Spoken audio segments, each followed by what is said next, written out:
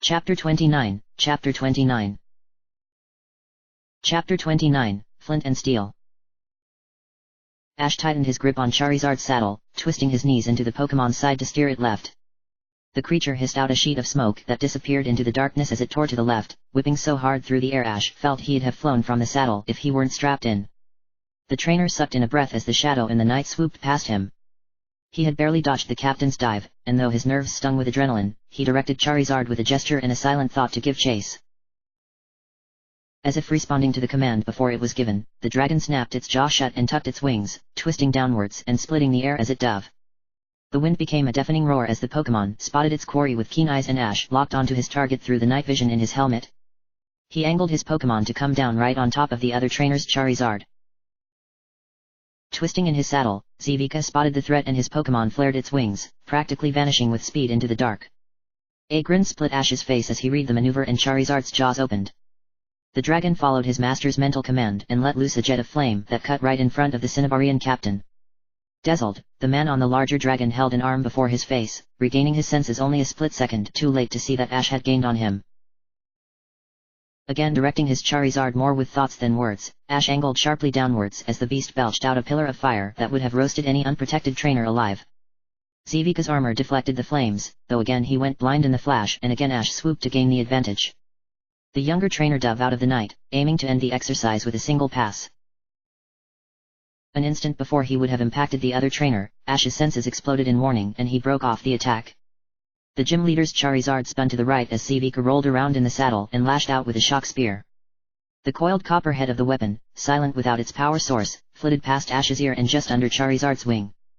Ash heaved against the strain as Charizard threw open his wings to recover from the maneuver, and in the moment it took to regain balance, the captain had likewise recovered from his blindness. "All right," the radio buzzed in Ash's ear. "Let's set up and run it again. This time, you're flying ahead and I'll ambush you."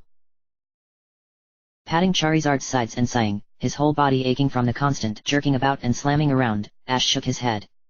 "Sure," he replied, stretching a shoulder and trying to ignore the feeling that he was slowly passing through a meat grinder. "Just a sec. Try not to let the aches get to you," the captain advised him. "It's quite a flight from here to the gym and you'll have time to recuperate. Keep yourself in the now." "Right," Ash acknowledged, thinking back to his earlier lessons with the captain and ascending with Charizard.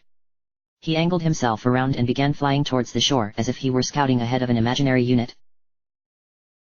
Hours passed. Ash and his Charizard squared off again and again against Zivika and his mount. At first it seemed that Ash could get an upper hand on the weathered soldier, but the young gym leader quickly learned he could never make good on an all-out attack on the man. After hours of lighting up the sky with one blast of fire, one streaking charge, and one roaring dive after another, Ash's endurance began to fail him. He grew sluggish, too often taking a split second longer than he had to react, and his fatigue soon began affecting Charizard. Trainer and Pokémon both moved slower until finally, they failed to respond in time to prevent their adversary from diving down on them.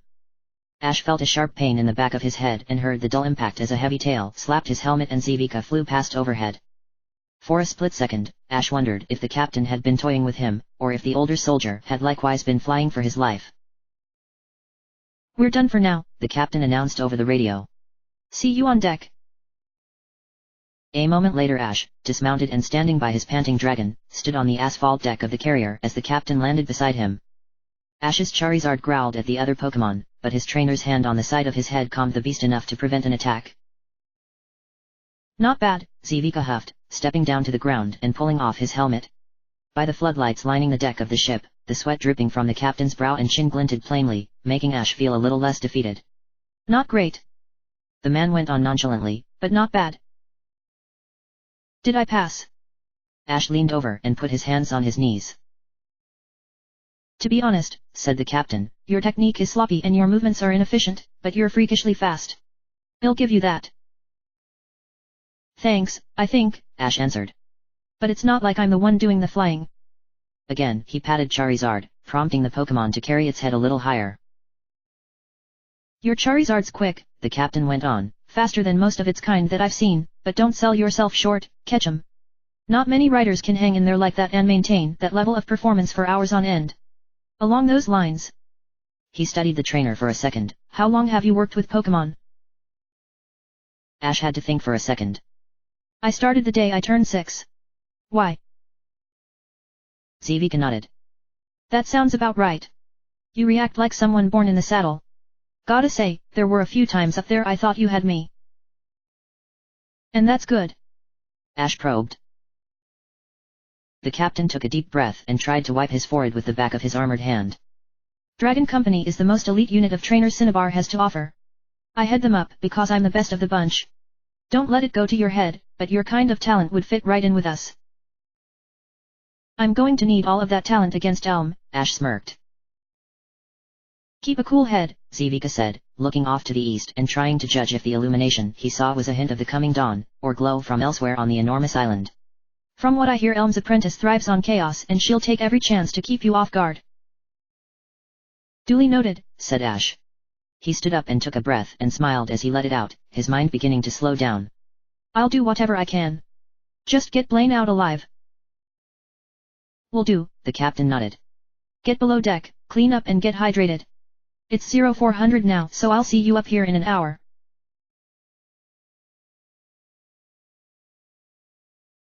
As he stared down at the slimy black mass wobbling around in the plastic can in his hand, Ash could have sworn that the gelatinous substance stared back at him. Glancing around the small dip in the land where the rest of the trainers had settled, Ash spotted Oak, Captain Zivika and the rest of the Cinnabarines eating the stuff without hesitation, while he, Claire, and Janine all demonstrated identical paws. Here goes, Ash muttered, scooping up a spoonful of the mass and moving it towards his mouth. Charizard, who rested behind Ash, and whom Ash and Janine rested upon, squinted and watched with uncertainty as Ash closed his lips around the spoon. Immediately the young gym leader's expression broke. His eyes went wide as his pupils shrunk and all color faded from his face. For a second Ash froze, even as he began to feel like his mouth burned. A sweat broke out on his brow as the tastes of vomit and strawberries, but primarily vomit, clung to his tongue like napalm. Finally, he swallowed and resumed breathing. Well? Janine prodded, glancing up at him as Claire looked on eagerly. Holding in a groan, his eyes beginning to water as his complexion grew red, Ash simply focused on breathing for a second while a few of the surrounding Cinnabarines looked on with amusement. It tastes like shit, Zivika called, saving Ash the trouble of speaking and drawing a few chuckles and nods from his men. Don't be polite, Oak responded, gesturing to the sludgy mass with his spoon. It tastes like Eradicate ate 10 pounds of carrion and took a crap. But, you'll get used to it. He took another bite. Guess you can't fit 2,000 calories, a day's worth of vitamins, and flavor into so little space, so they just left out they. He paused and smirked, looking over at the three trainers who continued to stare at their dinners. It's not going to kill you. He almost laughed. That's one of Cinnabar's staple crops, everyone down here eats it. No wonder they're all so cheery, Ash muttered, taking another bite. Again, the rancid flavor bit into his tongue, but he had to admit that it was less shocking this time. He could definitely tell though, that the sludge was no natural substance. He almost shivered at remembering his grandfather's explanation of how Blaine grew the stuff from algae he fed a diet of compost. God! He groaned, wanting to set the alleged meal aside. How do you people eat this every day? Scraping the remnants from the bottom of her can and finishing it off, one of the trainers sitting beside Dragon Company's captain, a younger woman who wore her black hair tied back, smirked. You learn when you're young that it's this or starve, she said, her words skewed a little by the heavy scar that twisted her lower lip into a stiff knot. Then once you get out of boot camp and start earning actual money, you can spend it on food that doesn't suck, if you like. Ash shook his head and turned as Janine steeled herself and took a bite of the sludgy stuff. The young gym leader couldn't hold in a laugh when the girl went rigid, as though her hair were going to spike out in all directions in protest. All right, everyone suit back up. Zivika shouted, getting to his feet once everyone had finished or was finishing eating. He and the woman with the scar began walking amongst the large body of trainers and passing out small pills from a large bag he had retrieved from his mounts. Elm's burning sky for Blaine's mansion to reinforce the troops already attacking the lab. We can't lose that mansion. The captain barked every word, and a collective battle cry went up from the gathered trainers. Ash took a deep breath, glancing around the small dip in the terrain.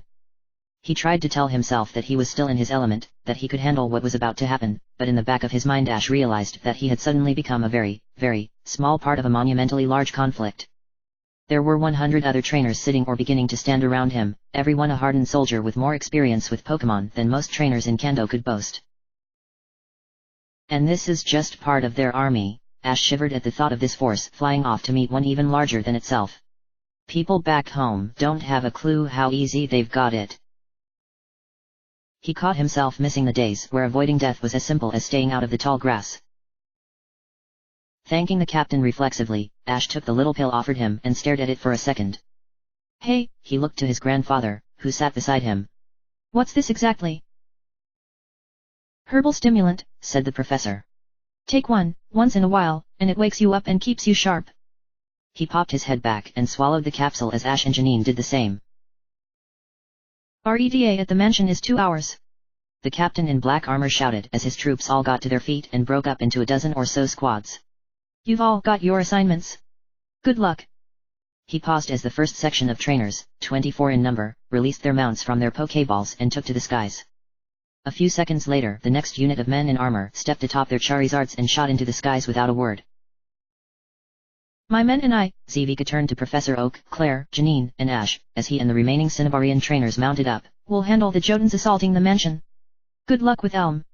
If I can find a free moment I'll do what I can to help, but this is your opus. He exchanged salutes with Oak.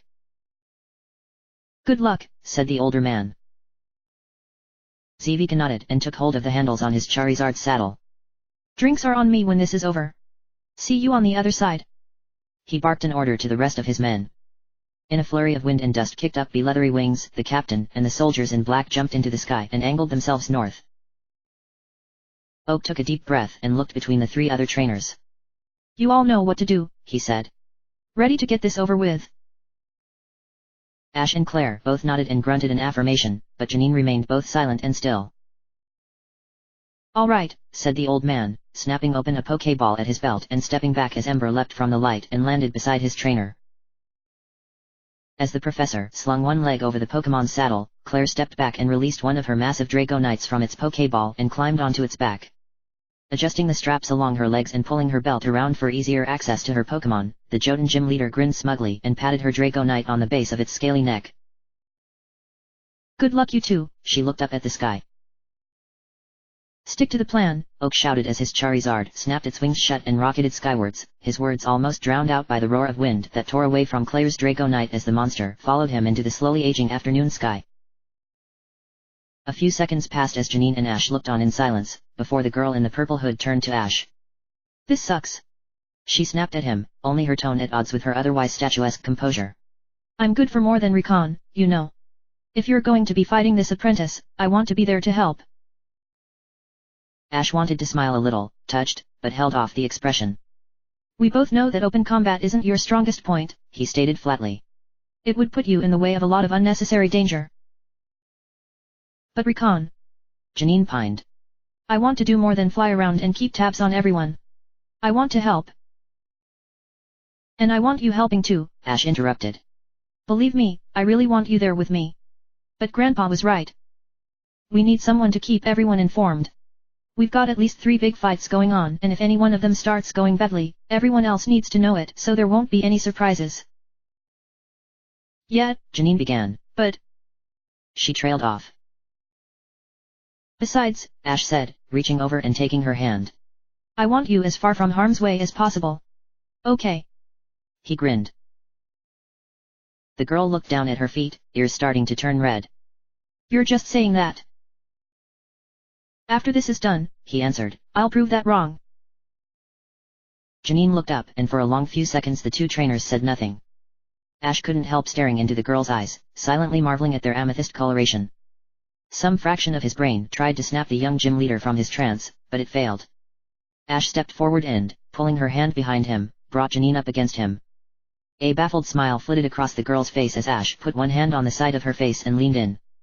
She wrapped her arms around his back and stood on her toes, closing her eyes and tilting her head a little as he kissed her. Sensations like electricity shot through Ash's skin and he pulled Janine tighter against him, too distracted to notice the armor in his way. His hand migrated from her cheek to the base of Janine's neck and then to the back of her head as his breaths grew sharper and his eyes closed. After several seconds, he pulled his lips away from hers, ignoring Janine's quiet moan of protest. As he went at her neck and began planting kisses all over the skin between her chin and collar, the girl's head leaned back, her whimper continuing though all protest had gone from its tone. Taking a huffing breath, Ash stepped back. Face flushed, He gathered himself as Janine opened her eyes and looked at him, her expression as dazed as his own and just as hungry for more. Finish this later, Ash said, his body growing uncomfortably tight in continued anticipation. Janine stood still for a second but nodded after regaining her faculties. You're cruel, she smirked, still obviously struggling to concentrate, and I'm holding you to that. Picking up their helmets from the ground, Janine waited as Ash grabbed 2 Pokeballs from his belt and tossed them to the ground. Snapping open and unleashing a torrent of white light, Ash stepped back as his Charizard and Pidgeot materialized out of the light. Good luck, Janine said, handing Ash his helmet. Stay safe, Ash muttered, stepping up and strapping himself into Charizard's saddle, the Pokémon growling and shifting around. Janine finished lashing herself to Pidgeot's saddle, and both trainers gave the command. With a burst of wind, they took off and climbed higher, the landscape dropping away beneath them. Without breaking radio silence, they flew over the rolling plains of the massive island and towards the rapidly approaching mountain in the distance. Quickly the terrain began growing hillier, the tall grasses vanishing into darker and darker packed dirt.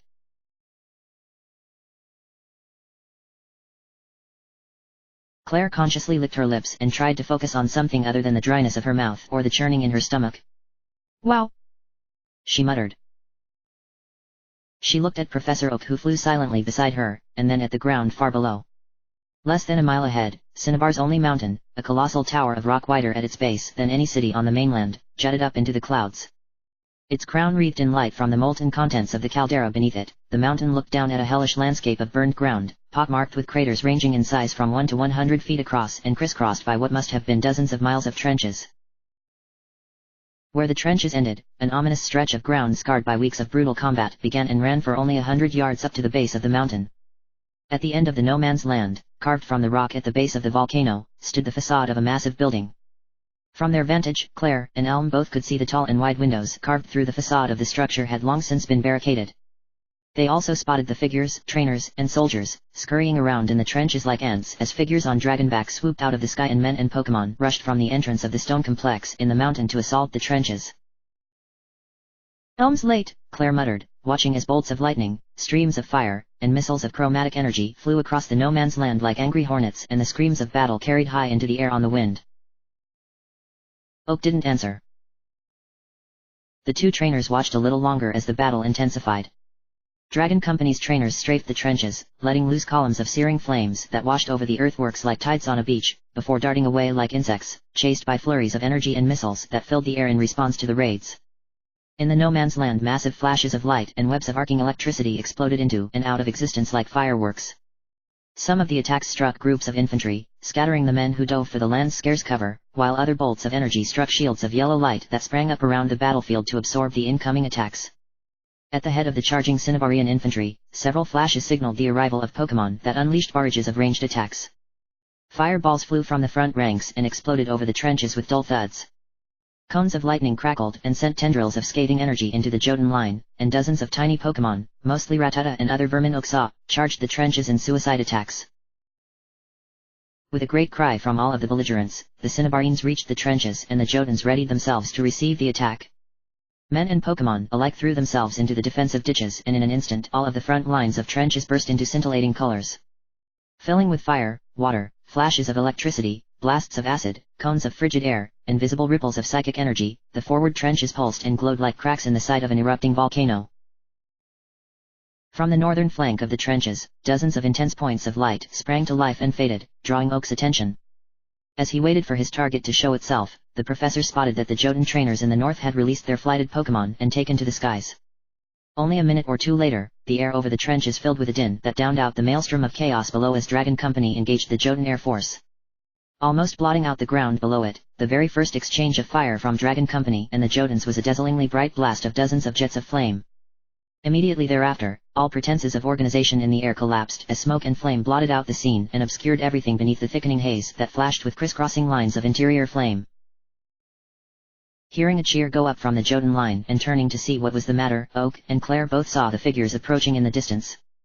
The old man's heart beating faster as he unconsciously clenched his fists, Oak spotted the glimmer of red fast approaching the trenches, immediately identifying it as Elm's unique Gyarados. The monstrous serpent roared, the sound reaching Oak's ears even over the wind. "Time to go," said the old man. Nodding, the woman in the blue armor tapped her Dragonite's side and pointed towards the red Gyarados. Both Oak's Charizard and the Draco Knight strained against the wind and changed course, flying close enough to spot the dozen or so other shapes following in the Gyarados' wake. Heedless of that, Claire spurred her mount forward, pulling her spear from her back and raising it over her head as she charged the Gyarados. Oak split off and banked hard to the side. The Gyarados slowed just a little as the massive shape dropped out of the sky and into its field of vision, then continued forward and picked up even more speed as a man-on-man riding a giant spider behind it shouted an order. The huge red Pokémon opened its jaws in a defiant roar as the Draco Knight shot forward, flared its wings and opened its clawed hands. With a thunderous crash, the Draco Knight and the Gyarados slammed into one another and tumbled backwards. Claire felt every joint in her body pop from the jolt of the impact, but still shoved herself forward, leaned over her Pokémon's side, and aimed her spear. An instant too late, she lunged and her weapon clinked off the Gyarados' armored eyelid. As the Gyarados began to tumble backwards under the force of Dragonite's attack, Claire took a deep breath and forced herself to focus on a single stab, waiting for the Gyarados to open that eye. When the red monster's lid began to part, Claire spit out the breath and lunged.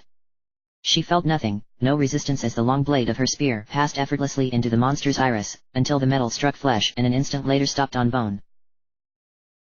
A skull-splitting shriek exploded from the Gyarados and it jerked its head away, tearing the spear from Claire's hand as the Draco Knight pinned the red monster to the ground. Its jaws wide, Claire's Draco Knight plunged forward and bit into the Gyarados' elongated neck as Claire hurried to get the straps holding her to the saddle undone. With a second roar, the Gyarados opened its maw and bit into the back of Dragonite's skull at the base of its head. Yellow energy flashed from between the red monster's jaws and a massive hyper beam blasted into Dragonite's scaly hide, breaking the dragon's grip on the Gyarados and catapulting both Pokémon away from each other. Oak didn't allow himself to watch the conflict between Claire and the Gyarados, instead focusing on the several men behind the monsters, all but one of whom wore green armor and rode atop a swarm of Ariados. Spotting his target, riding in the center of the crowd of bodyguards, Oak's blood boiled in his veins and he ordered his Charizard to attack. Elm! He bellowed, his voice booming even through his helmet. You're a dead man! As every one of the bodyguards turned to look, Oak swooped in overhead, leveling off only 6 feet from the ground and charging forward. Snapping its wings for a final burst of speed, Oak's Charizard opened its claws as it shot over the heads of the men in the armor, slashing and ripping and decapitating 2 of the guards before they could register what was happening. Barely able to process how fast he was moving, Oak ordered an attack and Ember opened its jaws. Smirking from where he sat on his Metagross, Elm made no effort to move. As Oak shot towards him, the man wearing the white armor put one finger on his glasses and watched as a barrier of blue energy leapt into existence directly between himself and Oak. The older professor slammed headlong into the barrier, shattering both it and Elm's smug expression like glass and continuing forward. Rearing around on his mount, Elm ducked and put his hands over his head as a hissing Charizard's jaw snapped shut just behind his neck. Okay, Elm muttered, his unremarkable features twisting into a scowl. He raised his voice and waved as Oak wheeled around. Not bad for an antiquated relic, old man. Oak and his Charizard set down a few dozen yards from Elm and his bodyguards. As he grabbed Pokeballs from his belt in both hands, Oak threw the little orbs to the ground. When he heard the red Gyarados shriek in pain, he risked a glance towards Claire. Ahead of the rest of the trainers and their Pokémon, Claire and her Draco Knight had just recovered from being blasted away from the red Gyarados. The Draco Knight had managed to turn in midair to avoid landing on its back and crushing its trainer, and now stood on all fours opposite the enraged Gyarados. The 2 gargantuan Pokémon stared each other down as Claire went to her belt, grabbed a pair of Pokeballs, and steeled herself. Perfect timing! Elm shouted, glancing about as his bodyguards wheeled from the suddenness and ferocity of the attack, before looking to Oak as Pokémon appeared all around the aged professor. I had worried you would miss they. Kill him! Oak shouted to the Pokémon all around him. Immediately his Arbok and Scyther both hissed and shot forward like bullets. His Blastoise and Venusaur roared a battle cry, at first lumbering but building up speed as they charged. Professor Oak's Sandslash loosed its metallic cry, and clicked its talons together as the Machamp beside it bellowed and ran towards Elm's men. Don't give him a chance! Elm watched, his eyebrows snaking up his forehead as Oak's forces smashed into his own. Before the bodyguards could release a single Pokémon or jump from their mounts, Professor Oak's Scyther and Arbok had reduced one man and his mount to an eviscerated mass. By the time the guards had gathered themselves and begun to fight back, releasing their own Pokémon, most stood right in the face of Oak's onslaught. Don't worry, Professor. One guard repositioned himself in front of Elm. I'll protect. He stopped mid-sentence as a blue and flame-like aura appeared around him and he rose off his Ariados. In a flash, the guard screamed and burst into flame, his corpse dropping to the ground beside his mount. How unsportsmanlike, muttered the younger professor, spotting the Alakazam, its eyes alight with blue fire, hovering next to Professor Oak. The younger scientist raised one arm in front of his face as a bubble of rippling air formed in front of the Alakazam and shot towards him, exploding in a silent blossom of blue energy as it struck a blue barrier that materialized in front of Elm. Good boy. The professor patted his Metagross on the head. Seeing that Oak had begun hacking through Elm's defenses, Claire refocused her attention on the Gyarados in front of her. Flicking her wrists, she threw the Pokeballs out to either side and both burst open in flashes of light. One pillar of light grew longer and wider, cooling and solidifying into a second Dragonite, nearly as large as Claire's first, while the other light coalesced into a long and snake-like Pokemon covered in glittering blue scales. Her Dragonair rose off the ground and hovered in midair as Claire leapt from her Dragonite saddle and onto the back of the smaller Pokemon. At the same time, her two Dragonites roared and threw themselves at the Gyarados. One of the orange beasts crashed into the much larger red Pokemon and raked its claws down the Gyarados' armor, clinking harmlessly off the larger and thicker scales, but tearing smaller plates asunder and exposing the Pokemon's flesh to the air. The second Dragonite jumped into the air and flared its wings, circling above the Gyarados and readying to drop down upon it. Roaring in fury and pain, the Gyarados wrenched its body forward and coiled its thick tail around the Dragonite, attacking its front, while simultaneously leaning back and opening its jaws. The air buzzed with energy as beam of yellow light, nearly as wide as the Pokemon it struck, slammed into the flying Dragonite, exploded in a cloud of black soot, and sent the orange Pokemon tumbling through the air. Its head now momentarily freed, the Gyarados turned on the Dragonite, furiously struggling in its clutches. The red monster, one eye locked closed around the bloody protruding spear, howled an attack and arched its neck over the Dragonite. Again opening its jaws, the Pokemon belched out a cloud of hissing fire that rolled over the captured Pokemon. Heedless of the pain as the acrid fire bit into its skin, the Dragonite screwed its eyes shut and lunged up, blasting the Gyarados with a breath weapon of glowing hot fire of its own. As the airborne Dragonite recovered from its reeling and a cloud of fire and smoke blotted out all sight of the two dueling Pokemon on the ground, Claire drew her bow and pulled an arrow back by her lip, ready to aim for the monster's other eye the second the opportunity presented itself. The woman in blue flinched and tightened her grip on her bow as a grinding crack rippled through the air. The cloud of smoke exploded as the red Gyarados charged from the fumes, flinging aside the smashed Dragonite and spitting out the truncated Pokemon's head. Claire screamed and reflexively loosed an arrow, her eyes going wide as her Dragonair lanced up into the sky to escape the attack. The missile flew forward, through the monster's wide jaws, and thudded into the back of its throat. For an instant the Gyarados' charge faltered and Claire escaped into the sky. Shit, she hissed, a cold sweat breaking out on her forehead as she spotted the remains of her cousin's lone Pokemon. Shit. She put away her bow and held tight to Dragonair's saddle as the blue Pokemon banked to avoid a thundering Hyper Beam attack.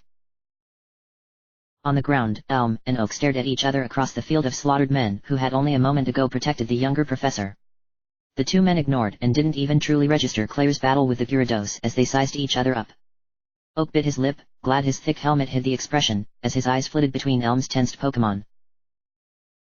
The two Ursaring, both standing like brown statues bristling with claws, fangs, and muscles, would have been menacing enough if they weren't dwarfed by the pair of Tyranitar standing behind them. The green Pokemon, 10-foot-tall mountains of stony plates armed with limbs bulging with strength, stood on their hind legs and awaited the order to attack. Elm smirked from atop his Metagross, flanked by a tall Typhlosion wreathed in a fiery mane, and a taller Feraligatr that hunched on 3 of its limbs.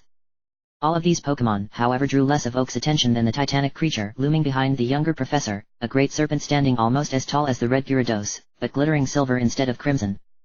The Steelix let its beady red eyes wander amongst its opposition. "Master," the voice echoed inside Oak's head, prompting the old man to glance at the Alakazam standing beside him. "If I may, I believe direct attack to be unwise. Retreat is preferable." "Are you afraid of death?" Oak whispered to the psychic Pokemon, his voice catching on the words as his shaking fingers slowly balled into fists, making his gauntlets creak. "No," the Pokemon answered casually. "I am quite curious as to what comes after." "Then all that matters is killing that man," Oak nodded towards Elm. "I understand." The Alakazam glanced at its master, then locked its gaze on the man on the Metagross. "Master, if it comes to that, serving you has been an honor." "There's no getting away this time," Elm called from atop his mount, looking between Oak's Pokemon. "You're going to die here, old man." I'll christen a new world order with your blood and usher in an age the likes of which no one has ever seen. New world order. Oak answered, his voice growing calmer as he removed his helmet to be better heard. Johto's in political ruin and ready to annihilate itself. Or's a wretched cesspool where even death can't relieve the suffering. Hoenn will likely never recover. If these are your new world, I want no part of it and I'll take you to hell with me before you lay a hand on Kanto. So righteous all of a sudden, Elm laughed once. Hoenn is your fault. You tricked me. Oak shouted, calm demeanor flashing to barely contain fury. You were still the one who killed Norman, and Caroline. Oh, and Birch too, Elm grinned. Kicking off wars of succession and vengeance amongst the nobles that have left who knows how many people dead and countless more living like animals. And who could forget or your contribution to Johto's lovely system? Face it, old man, every time you try to beat me, you wind up accomplishing exactly what I want you to. He paused and watched as the old professor's face fell. And today, I'll kill you and add another savant to my collection once I track yours down. Oak looked up. What did you say? He asked. I didn't think it was fair, the younger man gestured nonchalantly. Everyone else was so busy successfully forcing evolution along that I felt I was falling behind by not having one of these meta-humans on my side. You bred one, Rowan grew one, and Birch simply found one. Birch's find seemed the most amazing, so I had you kill him and I stole his. The younger scientist's grin exploded into laughter when he saw the confusion on Oak's face disintegrate into horror. You see, old man, Elm could barely contain himself, wrapping his arms around his waist to hold in the cackles. You've never done anything that wasn't what I wanted. No one ever has. The Elite Four, Team Rocket, Magma, Aqua, Mewtwo, Cinnabar, all of their plans for power have fit squarely into mine. I'll kill you here, and then I'll kill all of them. I win. Oak, don't you get it? I win and this world is mine. The older professor's jaw tightened and his eyes narrowed as Elm's uproarious celebration grew louder. Mewtwo. He probed, his hand going to his belt reflexively as a loud crash and a roar a few dozen yards away signaled another thunderous collision between Claire's Dragonite and Elm's Gyarados. Oh, just some manipulative bastard hiding in a cave. Elm's laughter slowed and he wiped some moisture from his eye, waving his hand dismissively. He tries to run things from the shadows, building an army to destroy the Elite Four, conquer the world, enslave humanity, etc., etc. Elm smirked again. He was useful for helping me garner ores in the archipelago's support, but in the end he'll kneel before me or die, the same as everyone else. The older man drew in a breath and slipped his helmet back over his head. Elm, he muttered, too quietly for the man on the Metagross to hear, clenching his fist as his every muscle ready to pounce. Die. Oak roared, stabbing one finger forward. Attack. He shouted to his Pokémon. His jeering cut short by the headlong attack. Elm straightened in his seat as a blue barrier sprung up around him. A dozen green leaves spun like buzzsaws through the air and thumped against the Metagross's barrier, sticking in midair for a split second before falling harmlessly to the ground as the rest of Oak's Pokémon charged forward and the field around the two trainers erupted into utter chaos. Elm's two Ursaring barreled towards Oak's Scyther and Machamp. The latter Pokémon raised its four-muscled arms and lashed out with invisibly fast jabs and hooks, stopping the two bears in their tracks and beating one to the ground in an instant. At that same time, Oak's Scyther flashed forward and appeared behind the second bear, screeching as it attacked and drove one of its bladed arms up to the elbow into the Ursaring's ribcage.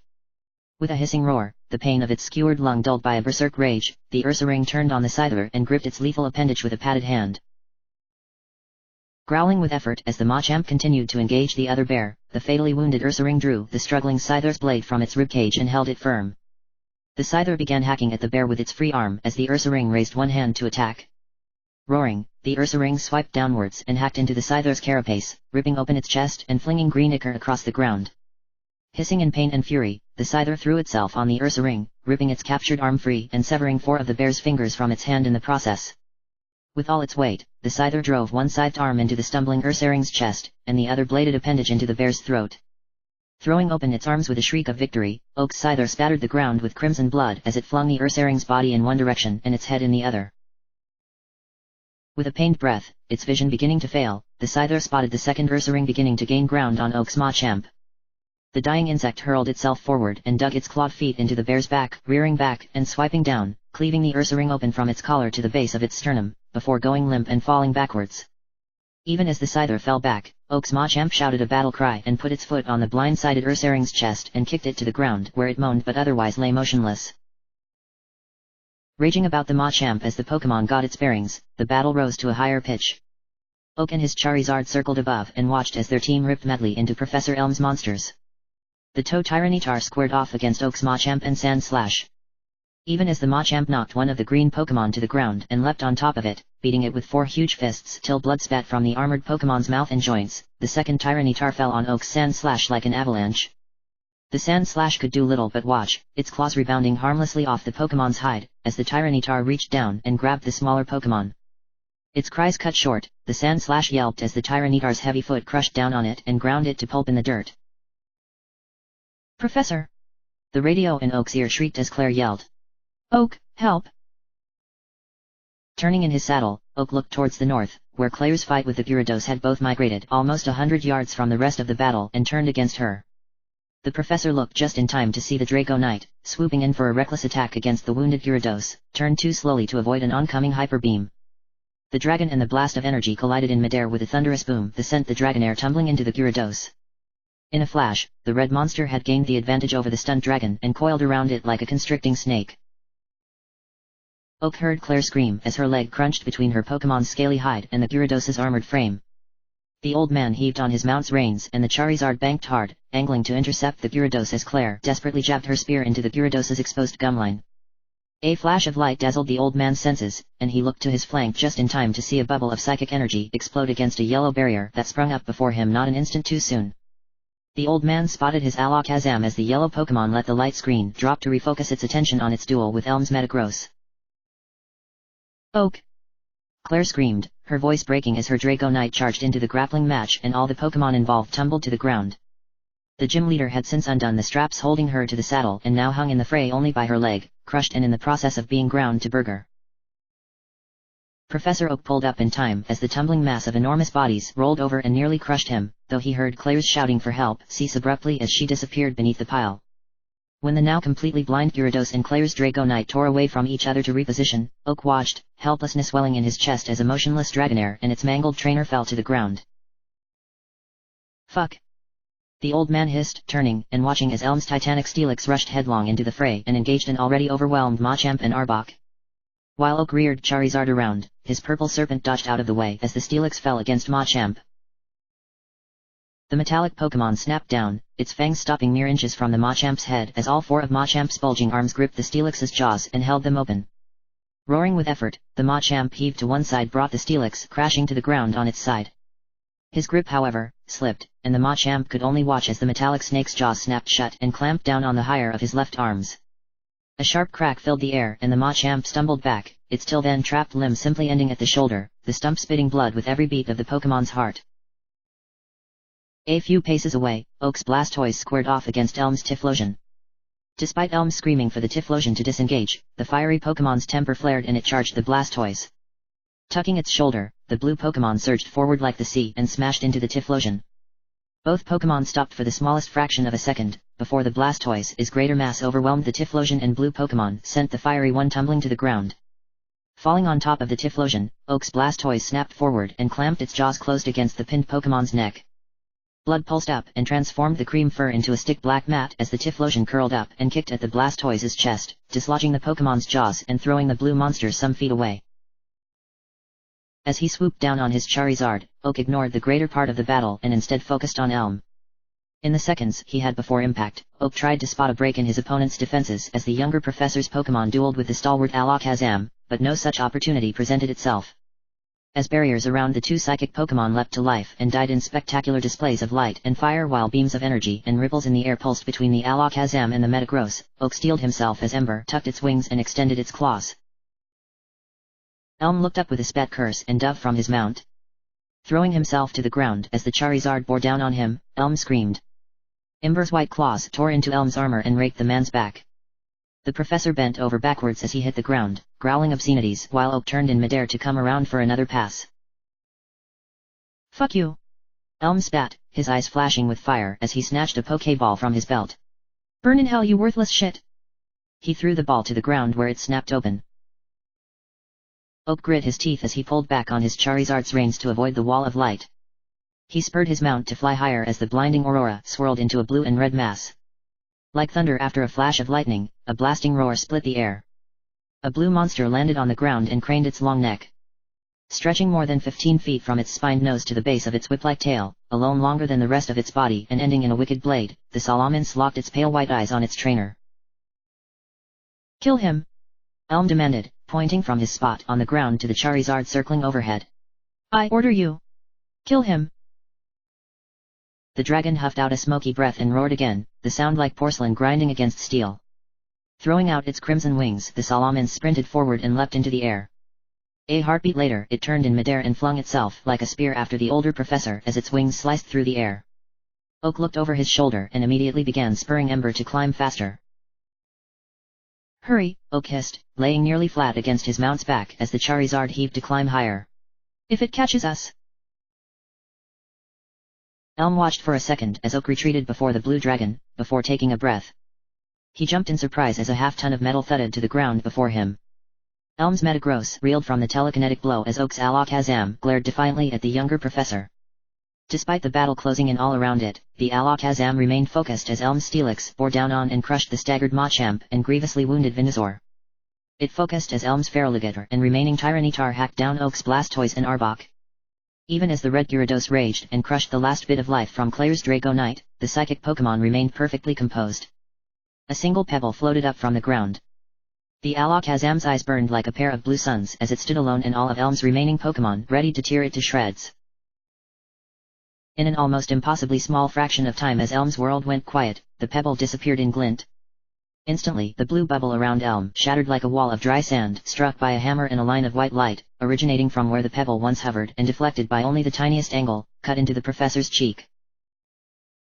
Fire exploded along the line of light as Elm's world shook with a clap of thunder. An irresistible wave of pressure smashed the young professor to the ground like a boulder dropped from the sky even as the combined attacks of his Pokémon ripped Oak's Alakazam apart.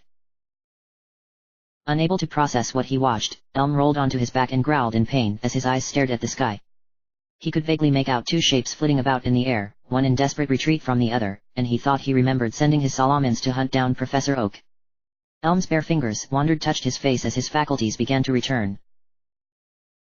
Shit, he growled when his fingers found that very little of the left half of his face remained. The pain had yet to catch up with him, but Elm's probing revealed that most of the flesh stretching from the top of his cheek to the bottom of his jaw had been stripped away, leaving exposed bone and, in a few lucky places, scraps of muscle. His left ear had also been blown off and the professor could only guess at how his eye had escaped destruction. Damn you, Oak! Elm's face went hard with rage that blotted out the growing pain. Damn you! He reached inside his armor and drew out a small tube. Pressing the tip of the tube to his face, Elm pushed a button and began spraying a thick orange foam over his destroyed cheek, ear, and jaw. Almost instantly, the foam shriveled into a translucent orange film over the professor's wounds. Up in the air, Oak risked a glance over his shoulder. Pain stabbed into the old man's chest as he looked past the gaining dragon on his tail and saw Elm's battered but victorious forces on the ground. He expelled a breath in a wordless sob as his face broke and tears began running between his cheeks and the inside of the helmet. The salamence caught up to the old professor's Charizard after a final burst of speed, and reached out, digging its claws into the red Pokémon's belly. Ember shrieked as the salamence tore into its ribs with one clawed foot, and shredded the tendons at the base of one wing with the other. The blue dragon, carried upwards by its inertia for only an instant, dug all of its claws and fangs into the Charizard, shredding the Pokémon around Oak and slashing the leather straps holding the old professor to his dead mount. Falling backwards and out of the saddle as his armor deflected the monster's claws, Oak went blind as his last Pokémon's blood splattered his visor. The old man flailed as he fell, unable to see through the blood and capable only of screaming for help. More than a minute of weightlessness went by, until all of Oak's senses exploded and utter numbness took him. Elm, having spotted the dot in the sky by luck, watched as Oak fell from 12,000 feet above the ground and landed on a bare stretch of earth some 100 yards away. The young professor could only imagine what the old man looked like, but guessed that the robust Cinnabarian armor now contained a soup. I did it! The professor screamed, throwing his fists over his head and laughing to the skies. I fucking did it! Ha! He jeered and started a little dance in celebration as his salamence began its descent towards him. Suck it, old man! I win, you lose. Ha! Elm stood upright for a second, laughing and clapping his hands, ignoring the stinging in his slowly numbing cheek. Humph! He pumped his arms by his sides. Finally got that bastard! Now! He turned and looked off towards the direction from which he had come. Where the hell did May get to? End of chapter.